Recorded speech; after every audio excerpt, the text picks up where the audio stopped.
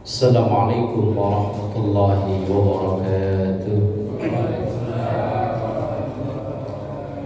Ya Rabbi bil Mustafa balligh maqasidana waghfir lana ma madha ya wasi'al karami.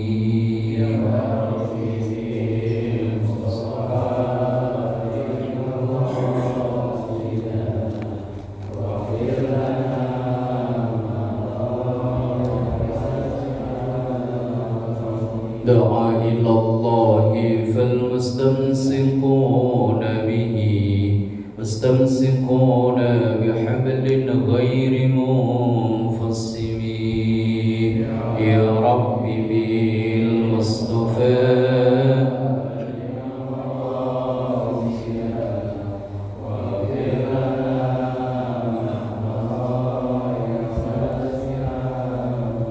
أستغفر الله من قول بلا عمل لقد نسبت به نسلا لذي أنقمي. يا رب بالمصطفى بلغ مقاصدنا واغفر لنا ما مضى يوسع الكرم. اللهم صل وسلم وبارك عليه وعلى آله وأصحابه. الحمد لله الذي وكفى ثم الصلاة والسلام على سيدنا محمد المصطفى وعلى آله وأصحابه أهل الصدق والوفاء.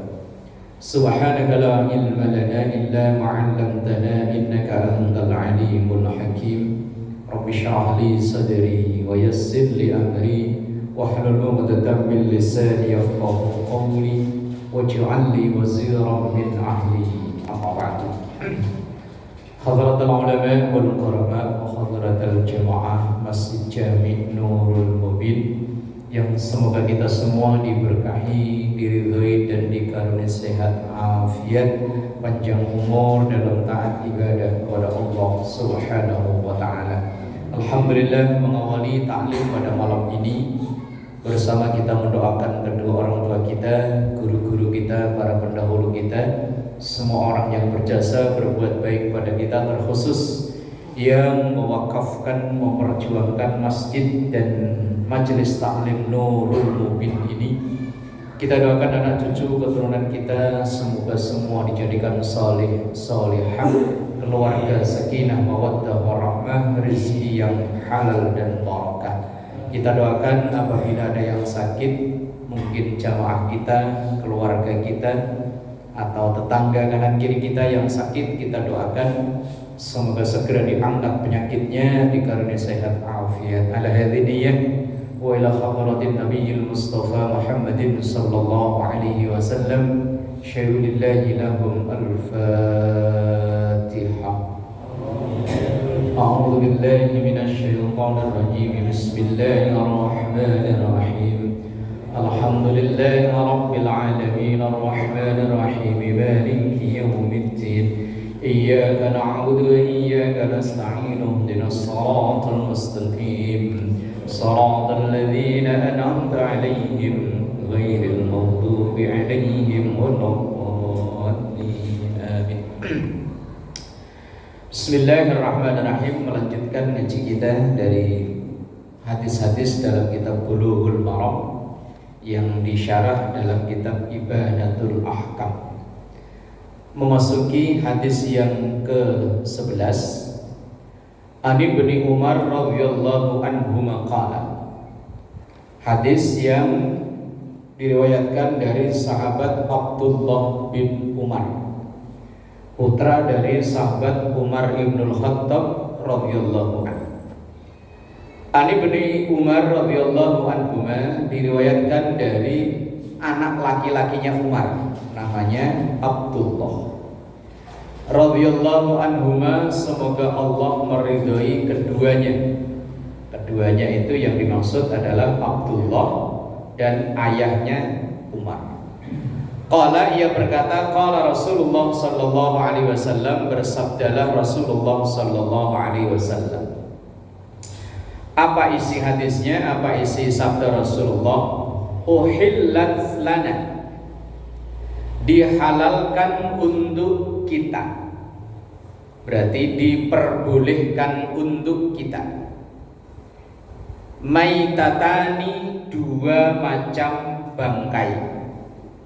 Berarti ada dua macam bangkai yang halal. Wadamani, dan ada dua darah yang halal. Secara umum bangkai dan darah itu haram, tapi ada istisna. Istisna itu artinya pengecualian. Fa'ammal maitatani, adapun dua bangkai yang halal. Yang namanya bangkai itu berarti hewan yang mati dengan sendirinya, atau disembelih atau dibunuh tapi tidak disembelih dengan cara yang benar, maka itu disebut bangkai. Ayam walaupun kelihatannya digorok di sini, Pak, tapi ketika goroknya itu nggak benar, maka itu hukumnya bangkai. Ini saya pernah lihat, tapi saya berhusnudon, saya yang salah lihat.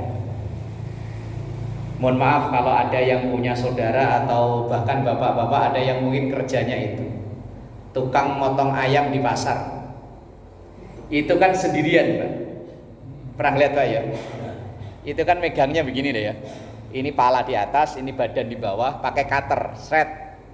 Cuma sekali shred langsung dimasukin ke yang muter itu loh, yang bulunya pada rontok loh. Apa namanya itu? Yang pokoknya untuk nyabutin bulu, tapi kan kayak trim gitu kan, muter yang dimasukin pokoknya rontok. Nah itu dalam prasangka saya, Pak, ayam ini matinya disembelih, apa matinya karena kecemplung itu? Lah ya kalau saya berprasangka baik, ayam itu matinya disembelih, Pak. Tapi kalau sembelihannya itu dua urat yang ada di sini itu putus, berarti benar. Tapi kalau enggak, misalnya yang penting set langsung plung, aslinya dia ininya belum putus, dua urat, urat napas sama urat makan minum belum putus, kemudian lah ayam-ayam apa itu, ayam negeri itu kan punya penyakit jantung. Loh, lebih kuat ayam kampung loh, Pak. Dulu zaman saya masih sekolah itu di kampung saya itu ada yang miara ayam negeri. Kebetulan ada tetangga hajatan. Kalau di kampung kan pakai sound yang gede-gede loh, Pak. Kayak mau ada organ dangdutan yang gede, soundnya gede-gede. Begitu disetel jeleger, ayamnya jantungan banyak yang mati. Ya, berarti kan punya penyakit jantung ya. Ya karena ayam ini kan memang banyak mengkonsumsi obat. Daripada ayam yang dilepas liar itu, wah kuat itu. Kayak orang juga gitu deh ya. Banyakan minum obat nggak, kurang gerak yo jantungan deh. Lah ayam ini ketika matinya memang disembelih halal itu, halalan thayyiban. Tapi khawatirnya nyembelihnya nggak bener, kemudian dicemplungin ke mesin nyabutin bulu, maka ini dihukumi bangkai, haram untuk dimakan. Itu bangkai. Definisi bangkai itu hewan yang mati dengan sendirinya atau dibunuh dengan cara entah dipukul, entah disembelih, tapi dengan cara yang tidak benar, maka itu dihukumi bangkai. Tapi ada dua bangkai yang dihalalkan, yang diperbolehkan, yaitu faljaradu, belalang. Itu kalau di kampung saya dulu memang dekat perhutani, Pak. Di perhutani itu di tengah-tengah hutan itu ada yang nanam pohon murbei. Tahu pohon murbei, Pak? Yang buat ngasih makan ulet sutra itu. Nah itu di musim-musim tertentu belalang kayu itu gede-gede, Pak. Segini-segini lebih. Wah, enak banget, Pak. Tapi kalau yang nggak kuat bisa alergi, bisa merah-merah, gatel-gatel. Kalau saya sendiri demen banget. Lah, belalang ini baik ketemu kita udah mati atau karena kita gebuk kemudian mati, halal, Pak. Kita nemunya udah mati nih. Nah, itu halal, itu belalang. Mungkin ya dengan segala macam jenis belalang. Tapi kalau belalang sangit nih baunya mantep ya. Kalau di sini nggak ada, Pak. Kalau saya, Pak, karena depan rumah saya selang satu rumah itu sawah. Lah kayak sekarang nih, Pak, kan habis panen. Ya Allah. Belalang sangit sama lembing. Itu kalau siang belalang sangit itu, kalau malam lembing. Baunya mantap. Tapi wong itu jenis belalang kalau memang kita tegel apa? Tega. Kolu, kalau orang daerah saya kolu itu wong itu belalang. Ya, maka hukumnya halal. Kemudian wal hutu, binatang laut. Pokoknya yang memang murni hidupnya di laut. Yo dengan segala macam jenisnya kan ya. Kan ribuan mungkin ya jenis binatang yang hidup di laut itu kan ribuan. Kalau anjing laut gimana? Anjing loh Pak statusnya, Pak. Namanya anjing. Cuma nama ya, Pak ya. Tapi yang penting dia memang murni hidupnya di laut. Ketemu walaupun sudah bangkai halal. Lah kalau seandainya ikan kok disyaratkan untuk disembelih, wah ikan teri nyembelihnya gimana ya? Ikan yang kecil-kecil, ikan teri, ikan yang dibikin ikan asin itu ikan apa namanya? Rebon. Gimana nyembelihnya ya? Oh, makanya Islam itu tidak menyulitkan. Maka dua bangkai ini ketemu udah berbentuk bangkai tetap halal. Wa ammat damani, adapun ada dua darah yang halal. Fal kabidu wattihalu, kabid itu ati, wattihalu amla. Itu kan kalau dilihat dari sisi itu kan darah yang membeku entah dengan proses alamiah yang ada di binatang itu termasuk darah, tetapi darah yang dihalalkan. Secara umum tadi di awal saya bilang bahwa bangkai dan darah itu haram. Di ayat Al-Quran surah Al-Baqarah di ayat yang 173 itu ada bunyi ayat innama harrama alaikumul maitata waddama walahmal khinziri wa ma uhilla bihi li ghairillah famari qurra ghaira baghi wa fala isma alaih innallaha ghafurur rahim. Innama harrama, sesungguhnya bahwasanya haram. Lah ini ada yang pernah menafsirkan ayat ini dengan sakar bediwi sehingga muncul fatwa anjing halal gara-gara salah memahami ayat ini. Itu ada satu majelis taklim. Lah gurunya itu memaknai innama dimaknai dengan sesungguhnya hanya. Yang haram itu al-maitah bangkai, wadam darah, walahmal khinzir dan daging. Yang sopan celeng kok babi. Sama aja yo namanya memang itu yo. Iya, kalau babi itu kan yang agak kemerah-merahan, kalau celeng kan yang ireng ya. Ya tapi kan sama aja kok ya. Pokoknya itulah. Dan wa ma uhilla li ghairillahi bi, dan apa yang disembelih dengan dengan menyebut selain Allah. Ustaz tadi memaknai bahwa yang haram hanya itu berarti kan hanya 4 ini. Dam darah, maitah bangkai, wadam darah, kemudian daging celeng atau daging babi, kemudian apa yang disembelih dengan menyebut selain Allah. Maka selain 4 ini halal. Ini kata Ustaz tadi ini. Lah kemudian karena agak janggal, ini kan jamaah kan pada bertanya, Pak. Pak Ustadz, mohon maaf kalau cindil, ini pertanyaan jamaah itu, cindil itu anak antikus yang matanya belum melek. Kalau dulu di kampung Pak, asal orang kerja bakti itu apa nurunin genteng mau bangun rumah, itu kadang kan tikus itu bersarang di situ.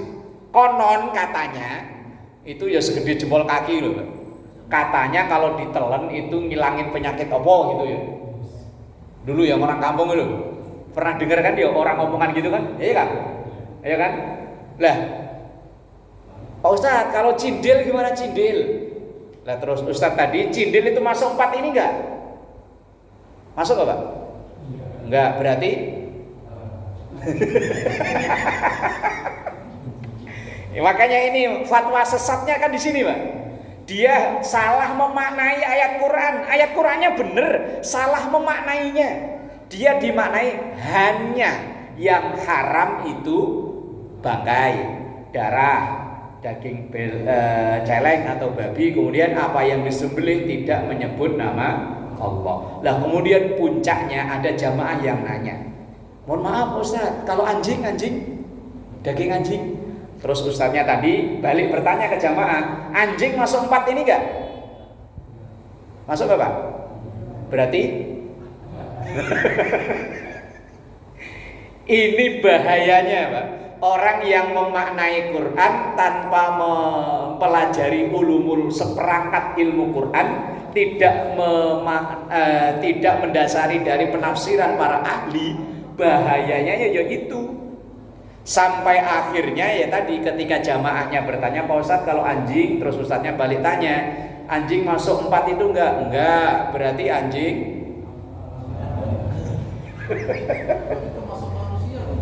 lah iya mungkin Sumanto itu mungkin ya ngikutin ini kan ya. Gak ada yang nanya begitu. Manusia. Untungnya gak ada yang nanya, cuman sampai segitu. Tapi akhirnya saat itu, ya mungkin udah lama ini Pak, udah 10 tahun lebih, udah lama kok. Ini fatwa ini udah lama. Saat itu yang protes adalah NU Solo, karena ini kejadian di daerah Solo. Terus yang suaranya paling lantang adalah orang Malang, namanya Kiai Marzuki Mustamar. Suaranya paling lantang, bahkan beliau sampai dilaporkan polisi karena dituduh pencemaran nama baik. Kiai Marzuki Mustamar namanya, orang Malang. Di YouTube-nya banyak. Ya, ketua PBNU Jawa Timur dulunya, cuman sekarang udah enggak. Nah, itu gara-gara memaknai ayat ini keliru sehingga ia berfatwa bahwa yang haram cuma 4, yang lain halal. Pokoknya kucing, kodok, tekek, pokoknya selain 4 ini, kata dia ini gara-gara salah menafsirkan ayat. Maka ada bunyi hadis, orang yang menafsirkan Quran hanya dengan otak-atiknya kemauannya sendiri, falyatabawwa maq'adahu minan nar, maka orang ini sama saja dengan mesen 1 tiket khusus kaplingan di neraka. Loh kayak gini tadi kan kalau diikuti loh Pak, oh iya ya berarti yang haram cuma 4, asal ketemu apa di jalan juga sikat lah ya. Kalau daging orang ya, daging orang, oh nggak masuk 4 ini kok ya. Iya, ini bahayanya begini Pak. Makanya ya kalau memang kita tidak mampu, ya wes kita ngikutin guru kan aman. Makanya orang-orang yang pada teriak kembali ke Quran, kembali ke hadis, monggo kalau memang mampu. Lah kita itu kemampuannya apa? Wong baca Yasin aja nebeng oh ya. Baca Yasin dulu nebeng. Kalau yang imamnya, yang mimpin bacanya berhenti ya kita ikut berhenti. Lah kok gaya-gayaan mau ngambil langsung istidlal, ngambil dalil langsung dari Quran, bahayanya begini, salah memaknai. Lah kalau dia hanya dipakai dia sendiri nggak apa-apa. Lah ini kan didengar jamaahnya. Lah kemudian jamaah ketika makan umpama loh Pak, seandainya itu benar, kemudian jamaah ada yang makan daging anjing, ditanya, "Loh kok kamu makan daging anjing?" Kata Pak Ustadz, kata Pak Ustadz boleh kok, yang haram cuma 4. Ini bahayanya ya begitu. Lah kalau dalam kitab ini, dalam kitab Ibanatul Ahkam, ayat Quran itu menjelaskan apa ya, ibarat kayu jati masih gelundungan gini loh Pak. Kayak begini barang kayu gelundungan. Pokoknya bangkai haram, darah haram. Kemudian dijelaskan oleh Rasulullah, iya bangkai haram, tapi ada dua yang boleh atau boleh dimakan alias halal, yaitu bangkainya belalang dan bangkainya ikan. Lah, ikan itu di sini memakai bahasa hud. Hud itu artinya binatang yang hidup memang murni di laut. Kalau piting, terus yang sejenisnya itu gimana, Pak? Iya, pokoknya yang sejenisnya kan banyak ya. Empet apa ya? Kalau orang Jawa empet ya. Wideng, yuyu. Dan yang sejenisnya itu hidupnya gimana ini, Pak? Oh. Makanya ilmu itu saling keterkaitan. Dalam hadis itu hanya Rasulullah memberikan garis besar hewan yang hidup di dua alam. Dia bisa berkembang biak di darat, bisa berkembang biak di laut, maka hewan ini haram. Tapi Rasulullah nggak nyebut satu persatu hewannya ini tidak. Hanya memberikan patokan bahwa kalau ada binatang yang hidup, maksudnya hidup itu berkembang biak loh Pak. Kalau hanya sekedar hidup, ikan ya hidup, taruh darat hidup ya, hidup, tapi kan nggak lama, mati, ya hidup. Makanya dulu ada yang ngotot nggak mau makan lele gara-gara lele itu hidup di dua alam. Loh kok bisa, coba aja taruh di darat, hidup, tapi kan mana ada lele bertelur di, kan nggak bisa. Lah Rasulullah tidak memerinci hewannya itu namanya apa saja, enggak, hanya menyebutkan garis besarnya bahwa kalau hewan hidup di dua alam, di darat bisa hidup, di air bisa hidup, maka hewan ini haram. Lah tinggal kitanya yang neliti. Kira-kira tadi itu piting, rajungan, wideng, apalagi tadi? Yuyu, empet dan lain-lain itu kira-kira hidupnya bagaimana? Lah yang neliti begini kan ya ahli ilmu biologi ya. Lah makanya ilmu itu belajar ilmu hadis, belajar fikih, kalau perlu ya belajar biologi biar tahu ketika ditanya, Ustaz, piting hukumnya apa? Enak. Enak mahal ya. Mahal ya. Kecil aja 60.000 ya. Kecil loh di pinggir jalan ya. 60.000 apalagi kalau udah matang berapa itu? Lah kalau bapak-bapak yang sehari-hari mungkin nelayan kan paham ya bahwa hewan ini seperti apa, kan paham. Lah kalau kita ragu gimana? Satu sisi kita dengar, bahkan kita lihat ada orang alim, orang pinter, dia paham ilmu fikih, kok makan piting. Sementara satu sisi kita ngaji, wah piting itu hewan yang haram. Lah kemudian kita bimbang, halal apa haram? Bilang haram, kok yo enak. Terus lagi ditraktir, lagi ini lagi makan.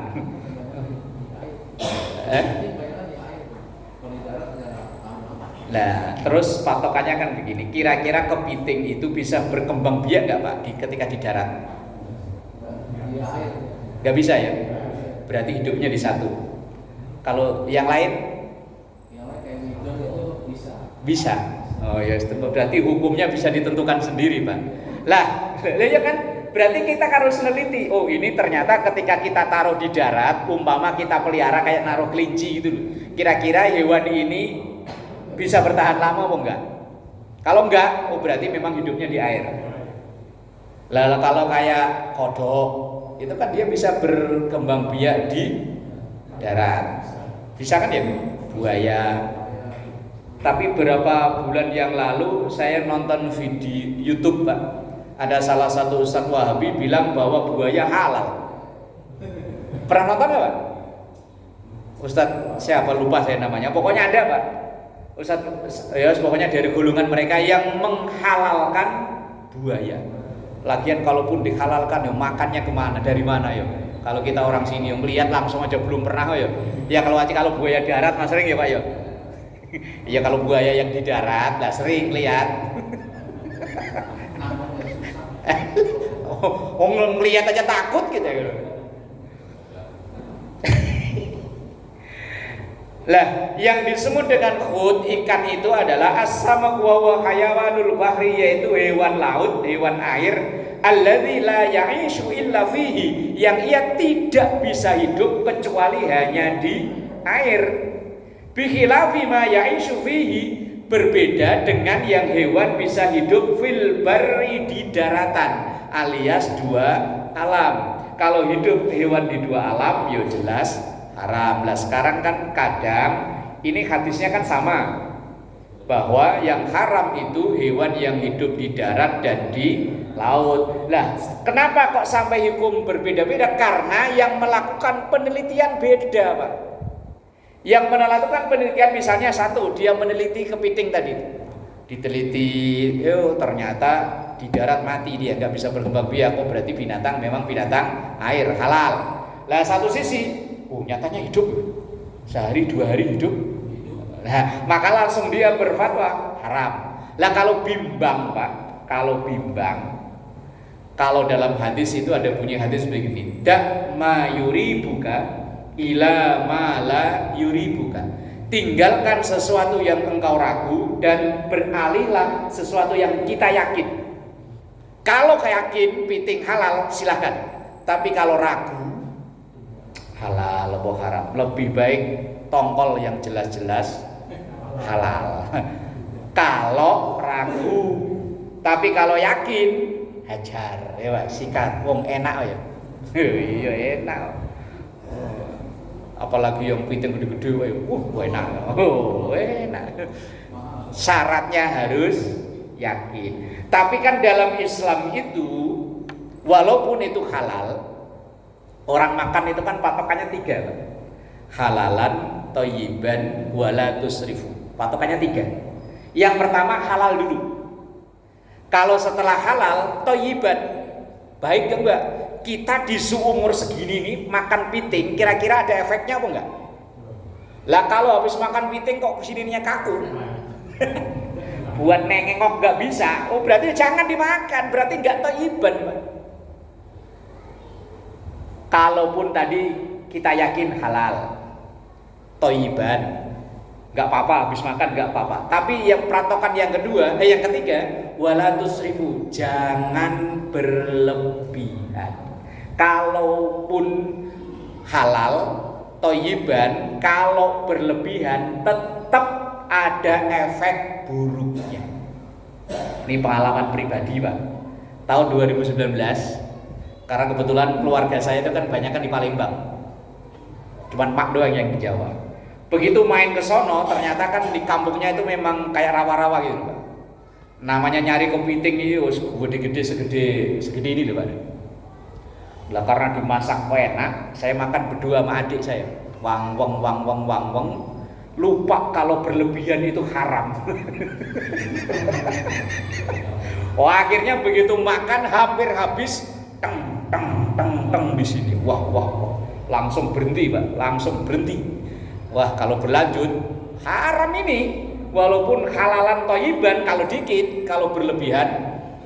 Langsung kata saudara yang sono, gimana Mas? Tahu ininya? Wah, langsung nyari nanas yang mentah. Cek makan, ya alhamdulillah, balik lagi. Lu ini ngalami sendiri loh, Pak. Makanan dalam Islam itu halalan thayyiban wala tusrifu. Walaupun halal, walaupun baik, tapi kalau berlebihan tetap ini loh, Pak, ini ya. Ini halal ya, thayyiban. Tapi kalau segini ya pas. Coba kalau segentong. Lah, jangankan segentong lah, seteko aja, seteko. Itu udah 100.000. Patokan dalam Islam kan ya halalan, thayyiban, wala tusrifu. Lah, kembali yang disebut binatang air, pokoknya yang hanya hidup di air. Lah kalau yang belum jelas tadi dan kita ragu, tinggalin. Saya pernah, ini kejadian sekitar 2022 kalau nggak salah ya. Lebaran saya nggak pulang kampung, sesuai ceritanya sama anak-anak makan di Harapan Indah di satu rumah makan. Begitu kita udah duduk, udah mesen menu, kebetulan saya pengen pipis.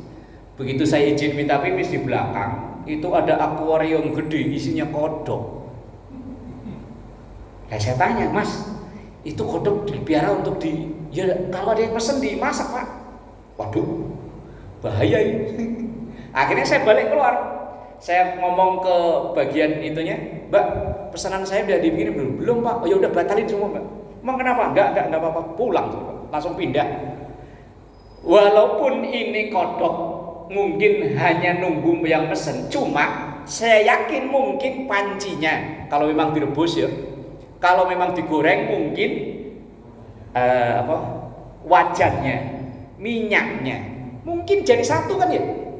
Nggak menutup kemungkinan kodok digoreng bareng sama udang, sama lele. Ya walaupun saya nggak ngeliat Pak, cuman hanya saya berprasangka ini bisa jadi ketika ada yang pesen bareng, apa iya bisa minyaknya dipisah-pisah. Padahal ada kaidah fikih mengatakan begini, idza ijtama'al halal wal haram ghullibal haram. Kalau ada dua benda, satu halal satu haram, maka kalau dicampur maka dua-duanya menjadi haram. Lele halal, udang halal. Lah kodoknya ini kan haram. Umpama kok digoreng bareng, digoreng crispy apa Pak ya, jadi satu, minyaknya jadi satu, pancinya jadi satu, maka udang, lele atau ikan-ikan yang haram tadi kalau memang jadi satu, maka dua-duanya berubah menjadi haram. Walaupun umpama kodoknya cuma satu, kecil lagi, lelenya banyak gede-gede, udangnya banyak gede-gede, walaupun cuma satu tetap Pak, walau kana qalilan, walaupun yang haram itu jumlahnya lebih sedikit tapi bisa mengalahkan yang halal jumlahnya yang lebih banyak. Logikanya begini Pak, ini halal Pak ya, halal, makanya dicoba dulu Pak. Ini Mak ngetes Pak, halal toyiban lagi, yuk enak. Jumlahnya ini segelas Pak. Lah seandainya dicampuri barang haram walaupun cuma 2 tetes racun tikus, kira-kira ada yang berani minum? Cuma 2 tetes, gak banyak-banyak. Ada yang berani minum kan? Wah mati ya. Yang haram cuma 2 tetes, yang halal ini berapa tetes ini kalau dijadiin tetes? Ratusan ya. Lah makanya idza istama'al halal wal haram ghullibal haram. Kalau barang halal, barang haram dicampur jadi satu, gak bisa dipisah-pisah lagi, maka dua-duanya berubah menjadi haram. Itu sering saya sampaikan biasanya kalau ngaji sama ibu-ibu begini Pak. Ibu-ibu itu kadang kalau belanja kan punya kebiasaan agak dalam tanda kutip celamitan. Oh saya pernah melihat langsung masalah kejadiannya. Saat itu cabai atau bawang merah lagi mahal. Ada ibu-ibu yang beli entah setengah kilo atau apalah. Begitu udah ditimbang, sebelum dibuntel diikat buntelannya sama yang jualan, ibu itu bilang, "Bang, tambahin dong, Bang." Kalau lagi murah, yang jualan sih, "Ayo ambil, Bu." Kan gitu ya. Kalau lagi mahal, wong cabai aja kadang dihitung ya. Beli cabai kadang 5.000 dihitung berapa biji. Lah itu kadang ibu-ibu yang jualan tadi belum bilang iya, dia udah main ngambil, terus masukin ke plastiknya itu. Paling yang dia ngambil itu hanya berapa butir, gak nyampe 10 butir mungkin ya. Lah yang dia beli itu setengah kilo, yang dia beli ini halal. Lah sementara yang dia nyomot tanpa seizin yang punya sama aja dengan nyolong. Kalau orang kampung saya nyebutnya ngutil. Nggih Pak Ji. Orang Jawa Pantura nyebutnya ngutil, Pak. Ini bawang merah atau cabai yang jumlahnya nggak seberapa, hasil ngutil tadi itu dimasukin ke plastik kreseknya, plung, nyampur, maka semuanya berubah menjadi haram. Ya makanya kadang istri kita yang di rumah khawatirnya itu ya begitu. Nah, iya hati-hati yo. Kecuali kalau abangnya ya udah Bu ambil. Nah, berarti udah halal. Tapi kalau abangnya meneng baik karena ini barang mahal, yuk Terus main comot kan sama aja dengan nyolong. Lah kalau kita misalnya, kalau di sini nggak begitu banyak Pak. Kalau di perumahan saya kan hampir semua depan rumah itu kan punya pohon-pohonan. Ada yang mangga, ada yang jambu, ada yang belimbing. Lah begitu lewat jambu matang-matang Pak. Begitu kita lewat, Bang minta jambu ya. Kita berdua, cuman teman kita tinggal, ya udah ambil. Yang punya rumah di dalam rumah nggak kedengeran.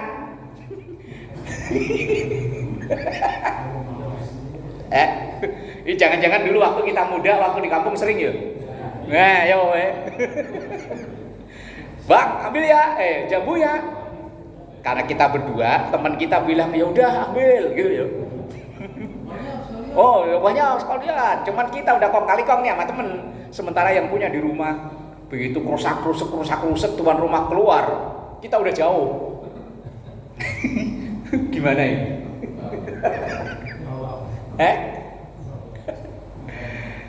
Kalau buah-buahan Pak, ini saya memang pertama kali baca itu ya agak janggal. Kalau pohonnya itu ditanam di fasilitas umum, di perumahan saya itu rata-rata nanamnya itu, ini kan rumah pagar got, lah di pinggir antara jalan aspal sama got ini kan masih ada space tanah segini nih Pak nih. Nah ini pada ditanam nih. Dan dulu juga bibitnya gratis juga, dibagi nama RW-nya. Lah kalau ini pohonan di tanah umum, ini tanah umum tanah jalan nih, maka buahnya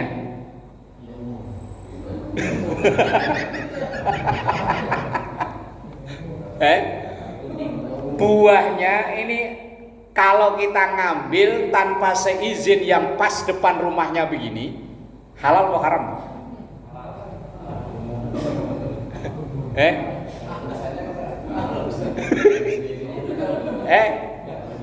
Halal atau haram?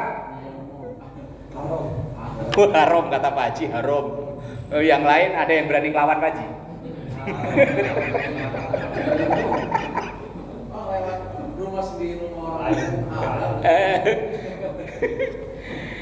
Kalau dia nanamnya di tanah bukan tanahnya dia, ini kan di tanah-tanah umum. Walaupun umpama yang beli bibit dia, yang nyiramin dia, cuman tanahnya di tanah umum. Kalau itu buah maka boleh diambil. Yang penting hanya sekedar untuk dimakan, bukan untuk dijual. Tapi jangan dikiaskan dengan yang lain loh Pak. Wong ketika saya menyampaikan ini pernah, lah kalau begitu nanti ada ayam, ada kambing.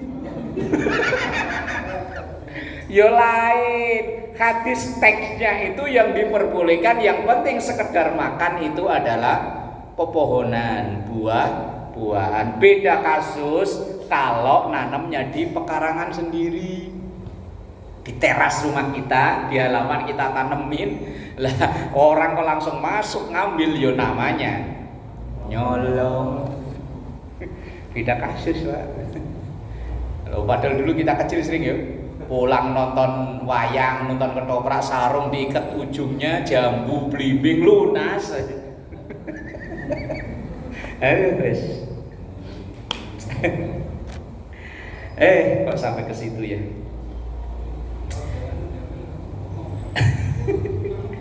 Bismillahirrahmanirrahim. Jadi dalam hadis ini itu pengecualian dari umumnya ayat. Umumnya ayat bahwa bangkai haram, darah haram, tapi dikecualikan dengan adanya hadis. Dan hampir semua hukum Islam itu ada pengecualiannya. Kalau Bapak ditanya, sholat duhur itu berapa rakaat? 4. Belum tentu. Orang yang dalam perjalanan boleh ditawar diskon 50%, tinggal 2. Berarti sholat duhur belum tentu 4 rakaat. Iya. Daging anjing, daging babi hukumnya apa? Haram, belum tentu. Ya iya kan. Ketika orang camping di tengah hutan, perbekalan semuanya habis, badan udah lemes, kalau nggak kemasukan makan bisa mati. Lah kok ketika nyender di pohon ada nguk nguk nguk nguk nguk, babi lewat. Hajar. Timpuk pakai batu, nggak perlu sembelih. Timpuk pakai batu, tapi makannya cukup, yang penting pokoknya tenaganya pulih. Lah begitu dimakan enak. Sayang kalau ditinggalin habisin. Nah, kelebihannya itu haram. Puasa Ramadan hukumnya wajib, yo belum tentu. Ada pengecualiannya. Wanita haid, wanita nifas, orang sakit. Lah iya, orang jompo, orang yang akalnya agak miring. Bocor halus, Pak. Kalau diajak ngomong itu sering gak nyambung. Ditanya, "Bang, rumahnya di mana tinggal?" "Anak saya 4." Wes bocor halus ya. Puasa udah gak wajib lagi, Pak. Lah maka ayat tadi itu secara umum kemudian dikecualikan dengan hadis. Semua bangkai itu haram kecuali 2. Semua darah itu halal kecuali 2 tadi itu, ati dan ampla. Nah ini namanya hukum Islam, itu ada namanya istisna. Istisna itu pengecualian. Makanya yang saya contoh-contohkan tadi itu kan semua ada pengecualiannya. Coba kita cari, Pak, yang nggak ada pengecualiannya. Kecuali kalau hukum tauhid itu, Pak. Kalau hukum tauhid itu nggak bisa ditawar-tawar. Allah satu, ya satu deh. Nggak bisa ditawar-tawar, goyang-goyang. Ya udah deh, karena urusan banyak tuh 2 deh, Tuhannya 2. Nggak bisa. 3 katanya udah punya anak. Oh nggak bisa. Wes pokoknya qul huwallahu ahad, 1. Tapi kalau hukum fikih itu koma. Masih ada pengecualian. Dulu nggak boleh, sekarang bisa jadi boleh. Umpama begini, Pak. Kalau kita ngacu dengan fikih klasik, Jumatan orang Jakarta rata-rata tidak sah. Karena kalau kita ngaji dalam kitab Fathul Mu'in misalnya, khutib itu harus menyampaikan khutbah dengan berbahasa Arab. Selama Bapak ke Jakarta, pernah ketemu nggak khutib yang khutbahnya hanya bahasa Arab? Ya kalau di kampung masih memenuhi syarat standar kitab kuning. Tadi kan saya bilang di Jakarta. Pernah ketemu Pak? Enggak kan? Berarti enggak sah semua. Kalau mengikuti standar fikih klasik, maka hukum fikih itu kadang dipengaruhi zaman. 2. Jumatan dalam satu wilayah hanya boleh 1. Wilayah itu entah hukum ukurannya itu nggak tahu apakah RW atau kelurahan. Di Jakarta ini, Pak, masjid depan-depanan. Islami kama taubah. Depan-depanan kan ya? Iya. Jumatan semua dua-duanya. Bahkan ada yang satu gedung Jumatannya 2, Pak. Di atas Jumatan, bawah Jumatan. Polres Jakarta Utara itu, Pak. Itu Jumatannya 2. Satu di atas untuk umum, bawah khusus untuk napi. Nah kalau napi suruh Jumatan di atas ya kabur semua. Iya kan? Satu gedung Bapak itu pas di bawah nih. Pas di bawah Masjid Madani Polres. Itu memang jalannya agak dibikin muter-muter. Nah di bawahnya itu ruang tahanan. Lah di situ setiap Jumatan, ya Jumatan yang muslim. Ya ada khusus ustadz yang suruh khutbah di situ. Lah kalau ngikutin itu tadi, kalau sini sama Nurul Jihad itu udah beda RW, Pak ya? Satu RW ya? Iya. Mau kira-kira yang sah yang sini apa yang sono? Kalau ngikuti fikih klasik nggak sah semua dua-duanya. Jumlah minimal 40 laki-laki dewasa yang mustautin dan qori. Mustautin itu orang yang asli tinggal di situ, bukan orang kontrak. Itu kalau ngikuti fikih. Sementara kalau di sini sih penduduknya padat, Pak. Kalau di perkantoran, terus di perumahan-perumahan itu, kalau saya itu pernah khutbah Jumat di PT Barunaraya namanya, dekat kantor imigrasi Permai itu. Jamaahnya itu saya sambil khutbah ngitung orang, Pak, 19. Sampai khutbah selesai, itu saya sambil ngitung orang. Ya kan nggak perlu gini-gini kan nggak perlu ya Pak ya. Kalau gini-gini ketahuan. Saya nanti 19. Lah kalau ngikuti fikih klasik nggak sah.